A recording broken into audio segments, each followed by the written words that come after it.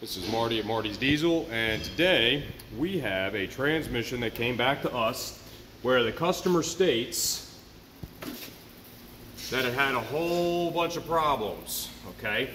That once I rebuilt the transmission, it had all sorts of problems, like wouldn't move, wouldn't go into gear.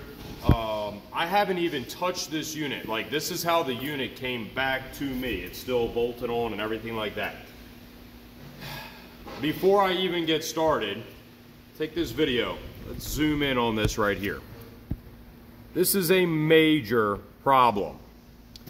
This was cleaned, this was owned, and this was verified because I've got a spare plug that plugs in on the other side. That way I can test these on the bench. This did not look like this when it left my shop. I don't know what happened to it between when it left my shop and right now, but there's a really good chance that this has something to do with why this transmission's not acting right. I'm not 100% sure what's going on here, so I'm just gonna assume that maybe this damage occurred while it was in transit back to me, and that it actually is not the reason that the transmission had a whole mess of problems when the shop that was installing it was calling me. Not sure what's going on here, but this is literally the worst I've ever seen one of these plugs look, and this absolutely did not look like this when it left my shop. This is frustrating. Mr. Jason, we are on video, but I would like to show you. I just looked at this for the very first time. Do you see anything wrong? See all those pins bent all up? Yeah, we test that, okay? I test, like multiple pins from pin to pin to pin to pin to pin to pin for resistance, and that tells me if the solenoids are good. It tells me if the circuits are good before I even send it out. I even have a plug that came off of a spare truck that you plug in, and then you spin the little 10mm bolt in, and you make sure that it all works before it gets sent out. But this right here, so now we're going to put a new one of those in there. No ifs, ands, or buts about it. It did not look like that when it left my shop. But it's okay. I don't know if there's something else going on, if this happened, on the way here or something. I don't know. But that is a lot of damage. You're not fixing that. I got to get a new harness now. And those things are a couple $100 from Ford. Okay? This is obviously not something that would be warranted. So I'm going to go get it on the bench, and Asher's going to follow me over here. Try not to hit anything.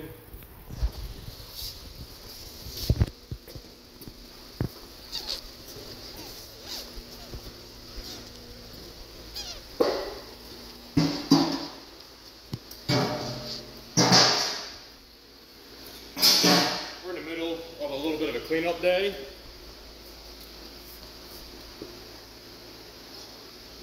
Got this little bracket I got here that you can install without using any tools. Makes it a little safer for handling these transmissions.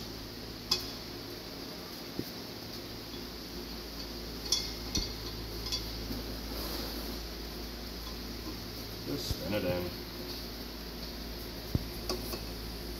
I don't kill it, I just make it a little bit snug and make sure they're in there.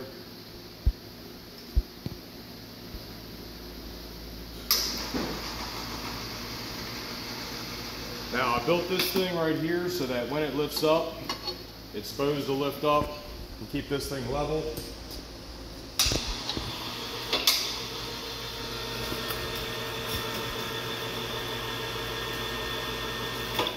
Because before I ever do anything, I always make sure that these pans are drained, okay? You have to give me a second. I got my little gun out that I use. So give me 1 second. I'm going to go get a drain pan.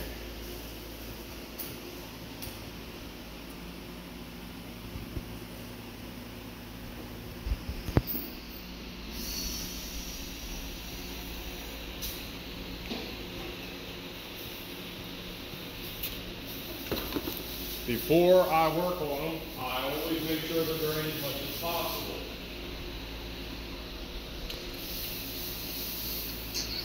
With how much care I take to build these units, it's pretty frustrating to see one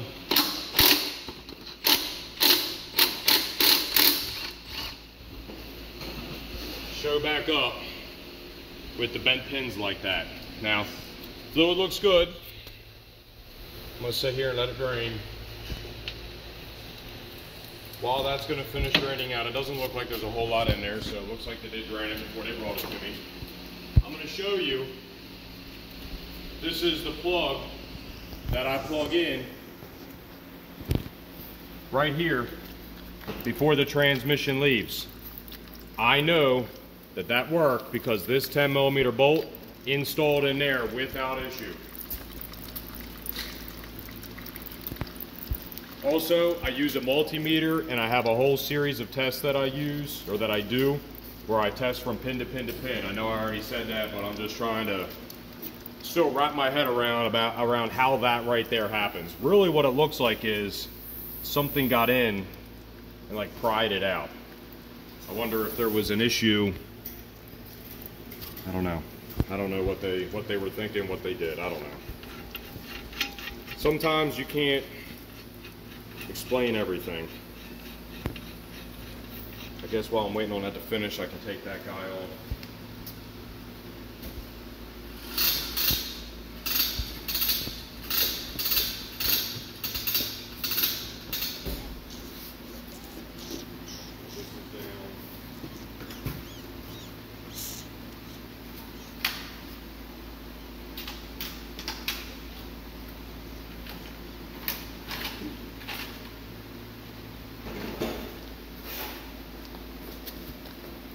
This may not be strong enough to do it, but I will give it a shot.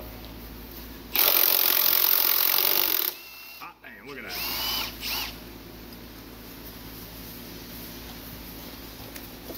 Okay, looks like it was drained out. Well, looks pretty good. But we'll really know once we take this pan off. So I'll put this back in.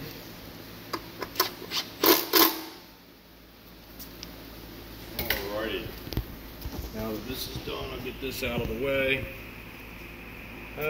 Well, you know, the fluid looked pretty good coming out, but looks like it's got metal in it. So we're gonna find out what's going on. So, bring this over.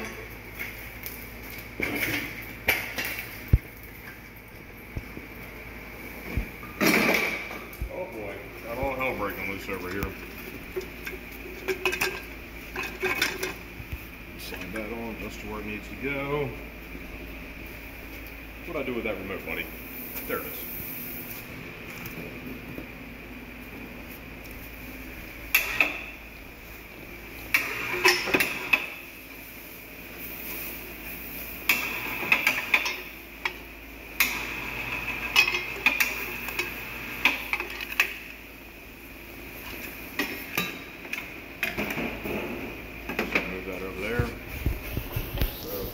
Big deal. We are missing the hardware that held this in.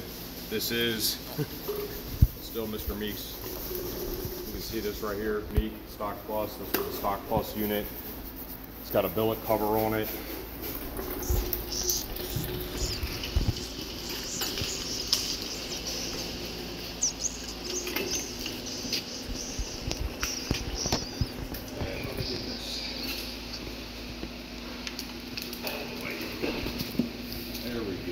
Alright, I'm going to get one more drain pan.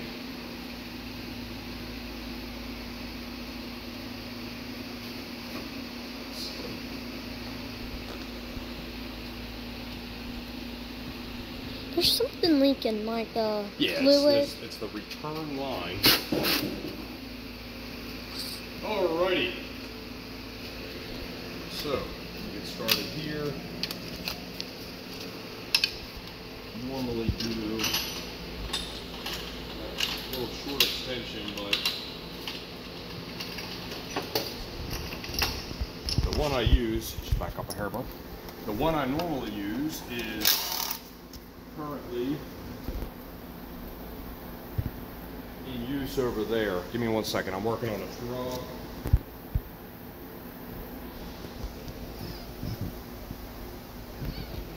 It already has a bunch of fittings in it. No big deal.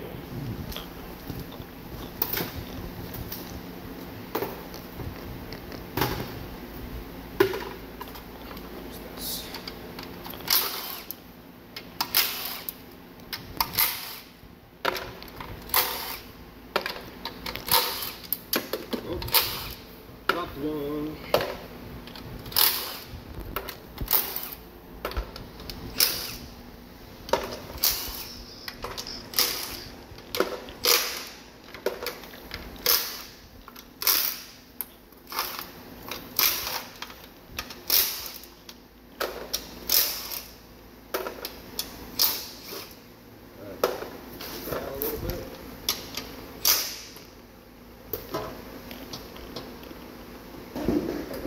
Okay, let's find out.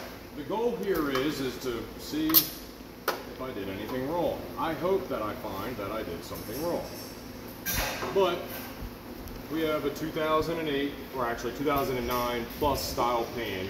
Depends on how you look at it, depending on the Job 1, 2, 3 trucks. But we've got the emblem for the Ford in the middle, okay? That emblem in the middle means you get the big filter. Now, this was a fresh transmission, and we have got a ton of metal. Come here, take a look at that. Look at all that metal. That is filled, okay, with particulate, okay? This is a heavy-duty, like, pleated style filter, and it's also got a screen on it. This is like an upgrade for a 6-liter truck, where we actually stick in a 6.4 style, later model style, you know, pan and filter. See how that filter like fits perfectly in there? Now in this case, it is nice to see it. This magnet's not covered in a bunch of stuff, but it certainly is not brand new. This right here is one of the reasons why we recommend that when people have total transmission failures, you just replace the cooler. No matter what you do, you are not gonna get all of the metal out of the system. Just replace the cooler. All right. So I'm going to check and make sure that all these little snap rings right here are installed, and they are. They're not snap rings, they're E-clips, okay? This customer states that there was no line pressure. The truck did not move on under its own you know, power. I'm going to make sure the manual valve's in. See if you can get this in real nice and tight. Can you see that? This little black valve right here, come over my shoulder, come right here. You see this little black valve? See how I can move it? So the black manual valve was installed properly. All the little E-clips are there, so that means the solenoids didn't pop out or anything like that. I don't see any loose bolts at all. I'm going to switch over here. You should hear the gun crack. Hear that? It's crack. Crack. Let me show you the difference between a bolt that's tight and not tight, okay? So like, that bolt wasn't tight, right? It didn't crack. So, you're watching this real time as I'm taking this transmission apart. We're gonna see.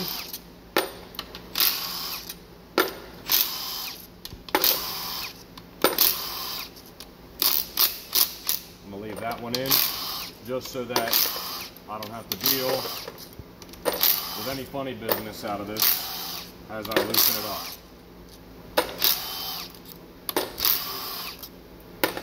So far, every single thing looks copacetic.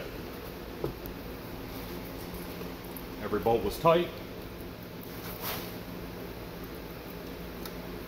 So I'll let that drain a little bit. All right, let me see, where's my gun here? Make sure I don't have, there's not a bolt stuck in there. Good jobs. All right, had all the right bolts in the right places too. They were all the correct size hardware from the factory. That's actually something I had to do on this unit when I put it together. I actually have it documented in my unit build sheet where like there was not factory hardware holding some of this stuff in, and I replaced it with factory hardware. In fact, this transmission actually got an entirely new solenoid body from Sonax because it's one of my stock plus builds and it's not the economy build that the customer originally came to me for.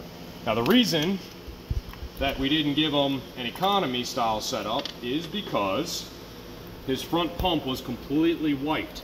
And the reason his front pump was completely wiped is because the truck ran low on transmission fluid and the truck stayed running even though it didn't have transmission fluid in it. This is the gasket that separates the valve body from the main part of the transmission. I do not see any issue with it at all. It is perfect. You do see we have an issue here, right? Okay. I'm gonna take this valve body up, put it on the table, and we're gonna continue working underneath here. There should be a 13 millimeter and then a Torx. Still has a Loctite on it. It was obviously tight. And then give me 1 second, I'll get the Torx for this.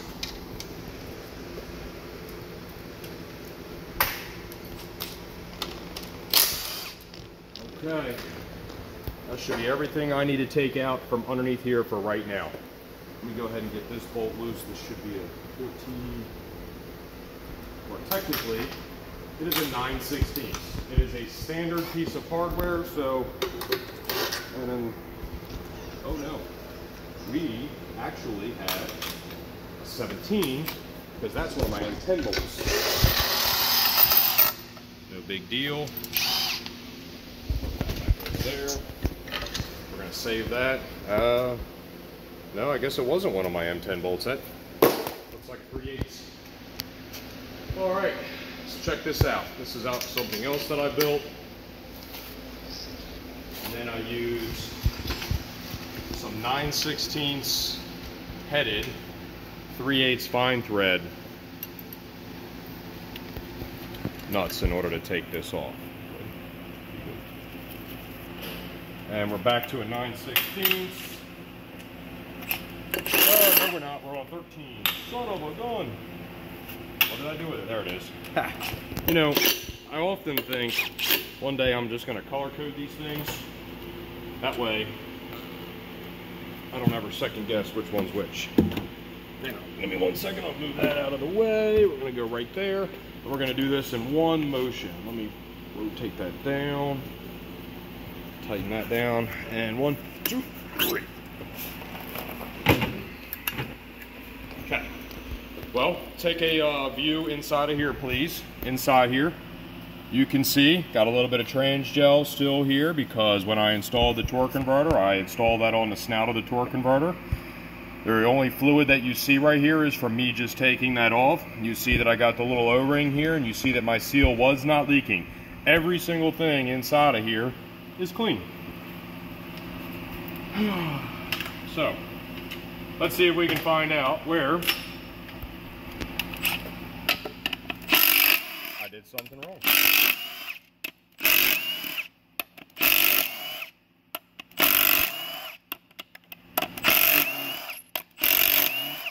Now, I want to actually point something out.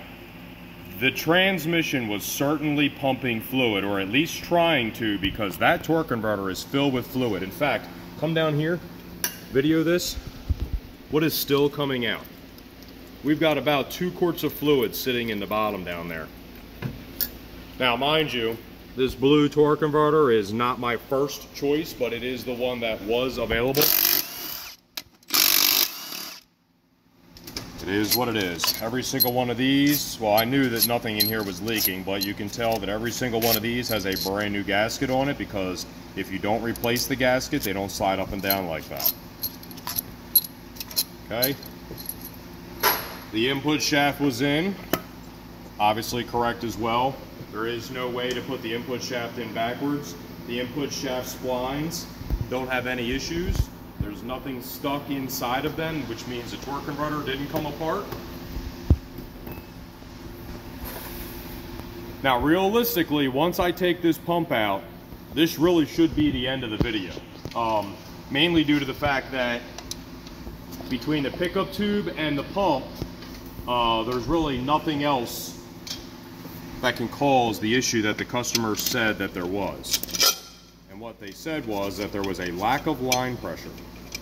Here's another tool that I made for pulling pumps. Spin them in by hand.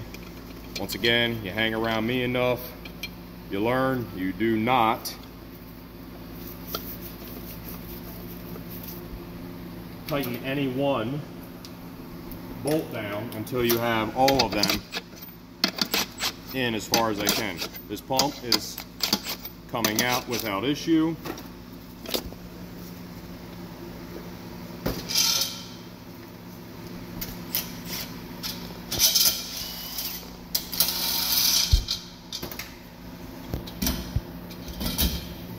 There's this guy. All right, come on over here. If you want, you can take a little video down in there. Go ahead. This is my Stock Plus unit. It's got a 38 tooth late model. That's, you can see I paint pen marked on there. I also TIG welded this coast clutch drum up. This way they can't separate. It's a pretty common problem on these trucks. So we'll get more into that here in a second. Come on over here on my right hand side. Here's your pump. It's a brand new Ford pump. It's got a brand new part number as well. It's got the 5 Charlie 3P part number to it. Here is the gasket that goes on it. Okay. Now this bearing just came, like literally just came apart like in 2 pieces, but it is a brand new bearing. It gets replaced when I do my Stock Plus transmissions. It's got a brand new piston right here because that's what came with the pump. It's got 2 seals that are in good shape. They're not cracked. They still spin freely. There is no opening on them. It's got the little plastic washer that goes right here, and it's not broken. In fact, it still has the trans gel on it. Okay, so also the filter was installed right. There's your gasket, there's your O-ring, whatever you want to call it. And then here is the pump to case O-ring. I'm feeling it as I spin it. Nothing wrong with it. Okay, so every bushing in here is also brand new. We're going to take this apart. Give me 1 second to pop this over.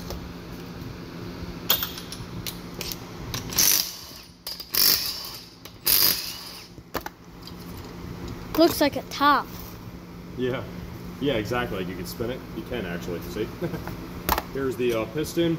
This truck never saw overdrive, since I sent the unit out.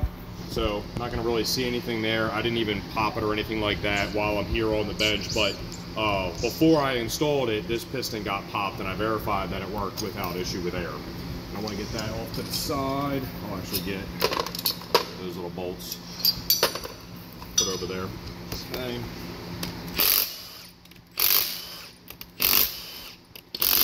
Now mind you, this is a brand new pump from Ford. This right here is going to be the reveal, okay? Normally I don't do it like this, but I'm trying to do it like this just for the video. Actually, let me just do it how I normally do it. Why not? That's how I normally do it, right there. Now, as you can see, there's nothing wrong with this separator plate at all. It literally looks brand new. Because it is. Okay? Here is the pump. You can see that the identifying marks, these 2 little squares, they're facing me right now. That means this pump was put back together after I modified it correctly. So we know that the issue is not in this pump. Okay?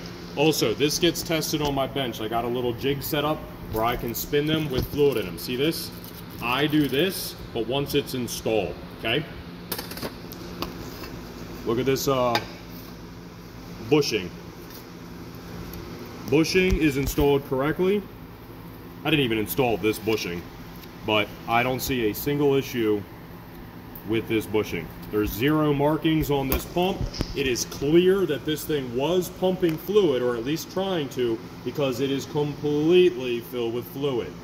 If this was not pumping, this would not be filled with fluid. The torque converter would not be filled with fluid.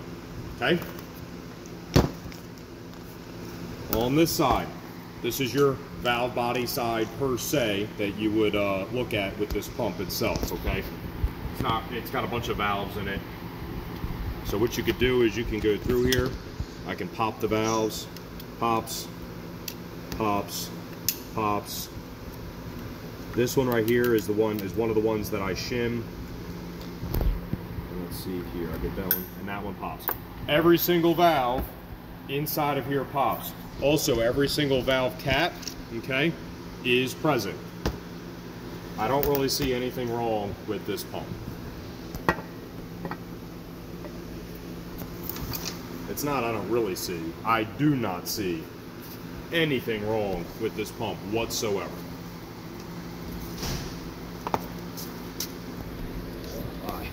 Somebody moved this.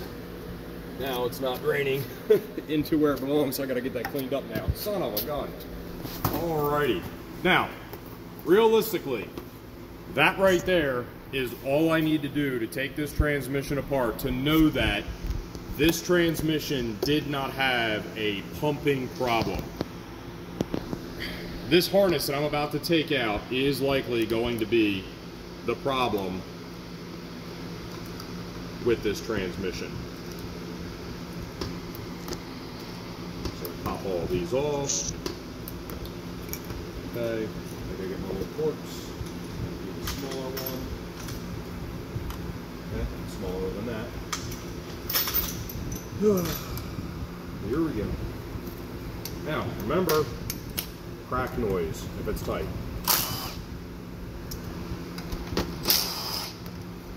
Both are tight. Okay. This little trans temp sensor was also replaced when we did this job. Nice little brand new trans temp sensor. I do normally unplug them, but I'm just gonna pop it out real quick. I thought I was. There we go. Yep, O-ring's good. Definitely didn't get overheated. So when I was first called telling me that there was a problem with this transmission, I was told that there was a code in there for transmission overheat. Well, there's nothing in here that suggests that. And then later on, after talking to the guy that was installing it, he only let the truck run for 5 minutes. It would pretty much be impossible to experience a transmission overheat condition. I also talked to the tech and I had him pull data up, and then shortly after he had shut the truck off, he said about 15 minutes, this trans temp sensor was reading, I believe it was 93 degrees, which would be what I would expect. When I first talked to them, they said that there was enough fluid put in this transmission. After talking to them, I found out that they only put 12 quarts in the truck. That's not okay. I have another video from literally just a week ago that's in reference to this problem.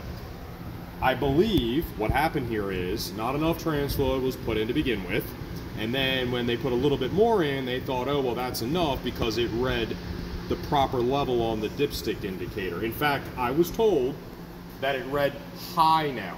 But to be honest with you, by the time it was all said and done, they had only put, it was 12 quarts plus 5.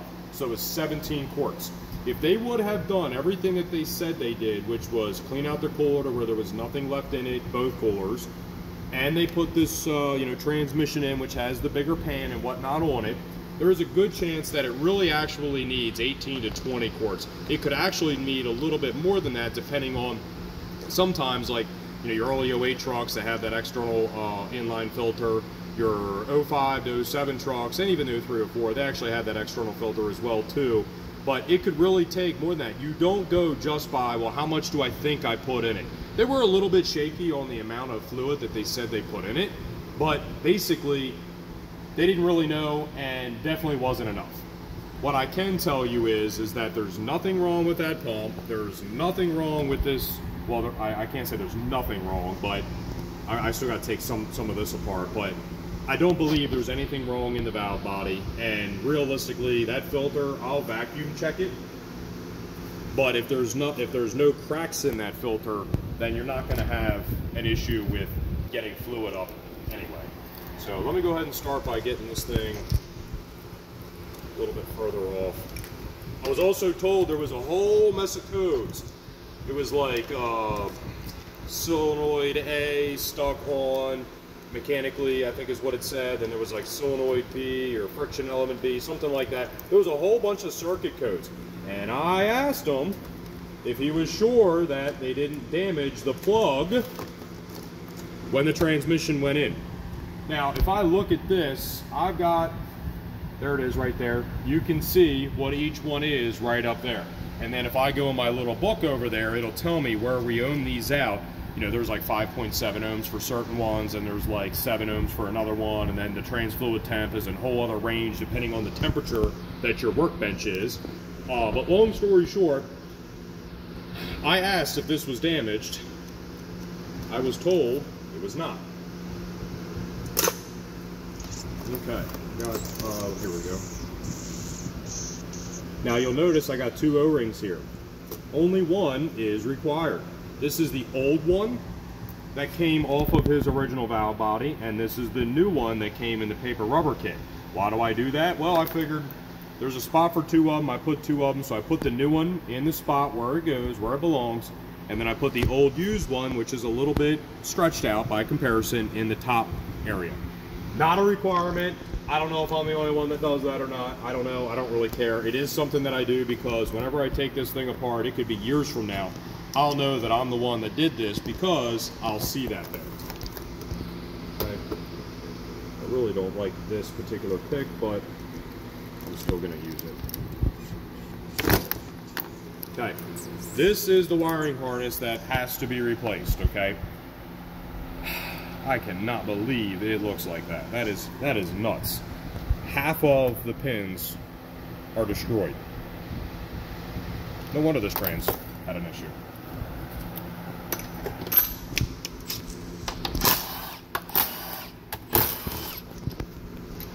Take these 10s out. Let's take a look at this screen on the inside. Obviously, this thing was moving around, or not moving around, but it was moving fluid around, okay? Now, this is really interesting to note here. How is there metal in this screen? Well, I know how there's metal in this screen. It's because no amount of flushing is going to clean out the cooler. You have to replace the cooler on a 4R, 5R, even a 6R. It does not matter. Even with a hot flush machine. I have a hot flush machine, and unless you know exactly what you're doing, where you back flush, you know, multiple times, you're checking the filters, there's 2 filters, there's a high filter, low filter, or like a low micron, high micron, whatever you want to call it. That's really the only way around it, and to be honest with you, by the time you spend all that time trying to do that with a hot flush machine, I can typically have a brand new cooler put in, okay? And when I do that, I don't end up with this. Okay, I own a hot flush machine. I use it on certain transmission installs. For example, like if somebody has got maybe just like some worn out clutches, or maybe, you know, somebody had a pressure loss scenario because like a solenoid popped out, or, you know, something stupid. But when you have total catastrophic failure of the transmission, like this particular customer had, where the pump welded itself, replace the cooler, okay? Don't think that just by flushing it with brake clean and cooler clean, whatever else, that you're going to get it. Here is why. Not only did I find a whole mess of it in the filter, I'm finding it that it made its way into the valve body, which tells me that this transmission was pumping fluid. The shop told me it only made 14 pounds of line pressure. I'm not sure why that's or how that's possible, but this right here is probably an indication as to why. That and the fact that there's metal. In fact, watch this. I don't know if it's aluminum or steel. I got a little magnet over here. I literally just had to fight it off of. Let's see if it's steel. Can you see it, bud? Oh, look at that. It's steel. Look at all that. Look at that. Steel. So where do you get steel? Well, you get it from a pump that destroys itself from lack of lubrication. That was the initial failure of. I can go through this transmission and I can see if ferrous steel metal that's messed up further down through the transmission, but I gotta be honest with you, I don't believe I need to do that. What I do need to do is, now for this customer, I gotta call him, give him some bad news, and I gotta let him know that I've gotta take this transmission all the way back apart, because all that little metal will make its way behind the pistons. So now I've got to take every piston out of every drum and I've got to clean it. Not rebuilding the trans, but I've got to tear it all down and I got to make sure all of that metal is no longer present, okay? that metal being there, okay, if it makes its way in behind one of these, it will cause a leak. And when it causes a leak, you will have pressure loss. And when you have pressure loss, that's how you burn up your clutches. So this thing doesn't look like I see anything blown out, so it was not an install related issue. I just saw metal built up on this track, and I can look up and see what that track is specifically for, but that's kind of doesn't matter, okay? I'll get a new one of those for this. Look at this, we got some metal in there. Got to take this whole thing down, clean it all up. It's a shame. So I spend a lot of time cleaning these transmissions up, cleaning these units up before they go together. Everything is spotless, does not look like this when it goes together. This is disheartening. I spent a lot of time, energy, effort, money. I put a lot of love into these transmissions, and then careless installs, you know, ruin it. It sucks. Really, really, really sucks. So, all right, I guess I can take some more of this thing apart. How are you doing? Are you good? You able to continue videoing? You sure? All right. I'm gonna take some more of this apart because it has to come apart anyway to get cleaned. I gotta order that. Well, I don't have to order it. I have it in stock. I just have to go get it. So far, haven't seen anything that could be culprit. So here we go. We have 3 GPZ clutches, perfect shape. Steels all in perfect shape. In fact, they actually don't look like they were ever activated or engaged. They look like they're just damp from when I did the install, okay? I can do the same thing over here.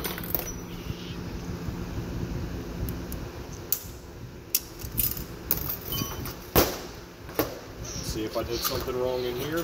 This is your bottom one, okay? Here is your sprag in here.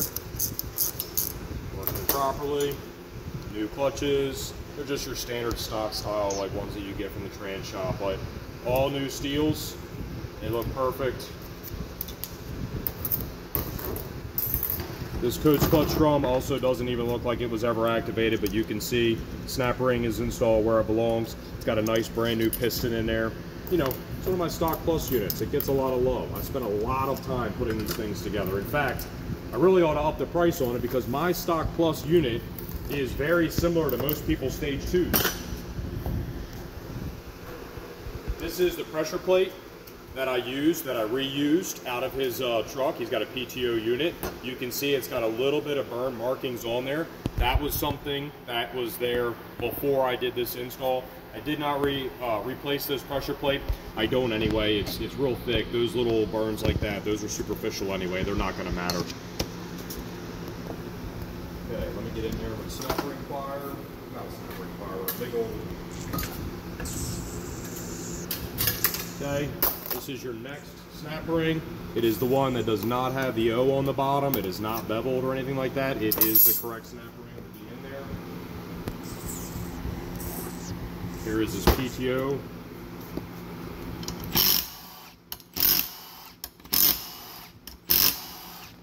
All of those bolts were obviously tight. They're all the correct bolts. This bearing is the bearing that belongs there.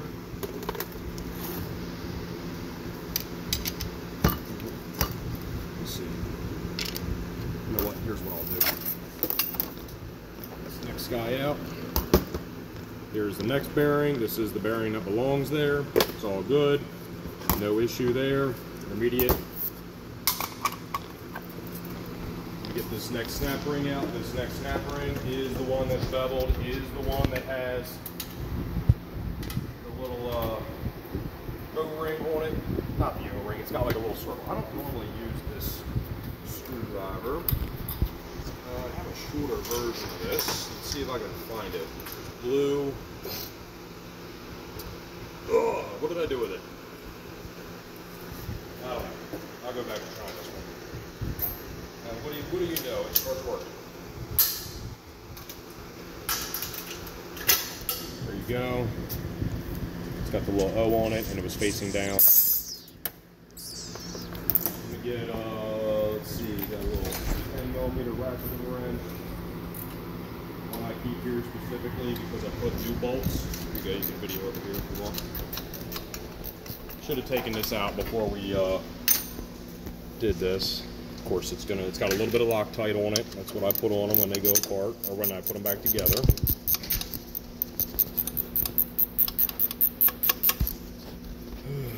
Come on. This is why I like to do it while this mounting bracket is not in the way. So, got a nice little brand new bolt. Had a little bit of Loctite on it. Okay. I'm gonna pop it out. Just gonna be gentle with it so I can reuse it. Nice brand new sensor. That's what they get on a Stock Plus unit. Let me take this center support out. Here's your center support. You can come back around here, buddy. So on the center support, this guy right here was installed properly. Got your little tangs right here. This guy just popped out as I was pulling that off. Let's see here. This one here. Both of these are intact. We're good to go. There's a snap ring right here. This right here also gets pressure popped on the bench before it goes in. So we look good there. I don't see an issue yet. All right, give me a second. I'm gonna dig these next series of clutches out of here. Let's see if I did something wrong. Okay, here's the intermediates.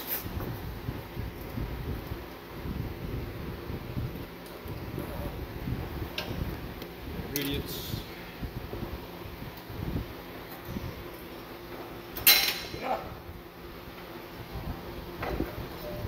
Okay, I just took the stack out upside down right here, so here we go.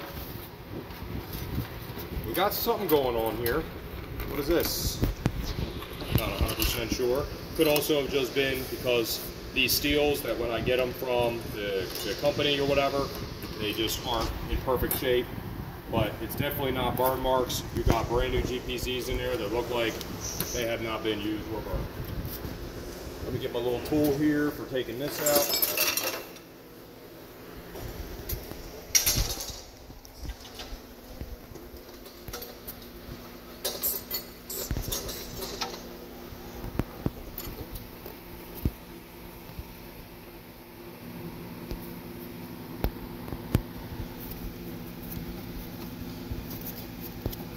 Okay, wiggle it out. Here we go.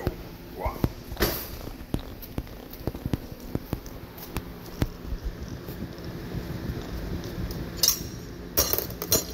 Direct, forward, slow reverse.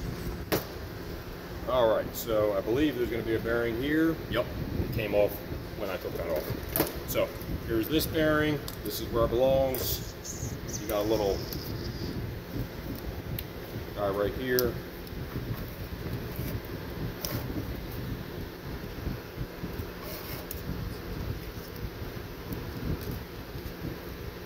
Little plastic washer. Okay. Bearing inside of there. It was installed correctly. Okay, nothing crazy to see there. This is your low reverse hub, sun shell, whatever you want to call it. Not a hub. The direct drive drum. You'll notice it's got a one-piece bushing. It is what my Stock Plus units come with. Here is the snap ring, and then got some magic in here. We've got a 5-clutch setup. Now they are stock clutches. This is a Stock Plus unit, but we do add a clutch. We get these from Warren. These are a milled 4140 style piece of steel. Obviously nothing wrong there.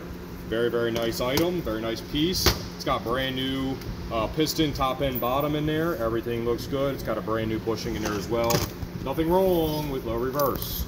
Moving on to forward. Here we go, forward. Got a bearing in there, and that bearing is installed correctly. You got this little plastic washer as well. It is in there and installed correctly. Now, you'll notice these little white washer or seals right here. They are not something that you normally see when you're looking at these forward drums. These are one-piece forward drum O-rings that we install that requires a little bit of a sizing tool to make sure that they are the right size, but they are very, very much better than what comes factory on these units. And it is something that we replace in all of my units. I actually don't put the factory sealing O-rings in there, ever. Okay, we've got the correct snap ring in forward. Okay, here we go. We got a little wavy plate that was in the bottom.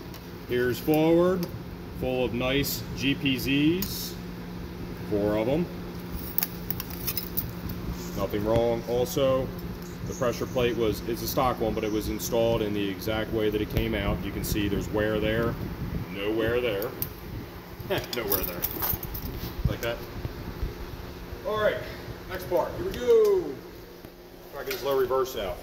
Now, on my Stock Plus units, if the truck has got an like the factory style, thicker style low reverse snap ring that measures like 97 thou, I don't have to replace it. I will if there's an issue, but in this case I didn't. It's Stock Plus unit. I didn't put anything else, like I didn't put any fancy stuff down there in the bottom. There's no billet hub, no billet anything. So I just stuck this guy right back in there. So there's that. What I'm gonna have to do though is get this thing flipped over. Let me see.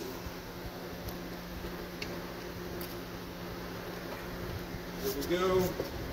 I am not actually going to flip this unit over while I'm on camera and do this. I don't think it's necessary. So there's a bearing that's on the bottom in here. Make sure it's in there. It is in there.